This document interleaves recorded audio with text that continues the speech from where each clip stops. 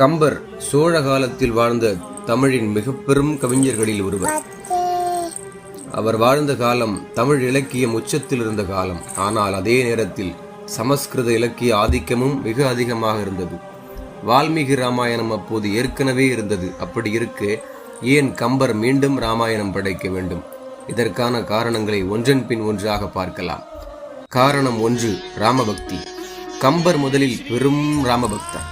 கம்பரின் பார்வையில் ராமன் அரசன் மட்டுமல்ல, அவதாரம் மட்டுமல்ல, தர்மத்தின் முழு வடிவம். கடவுள் எப்படி மனிதராக வாழ வேண்டும் என்ற கேள்விக்கு பதில்தான் ராமன்.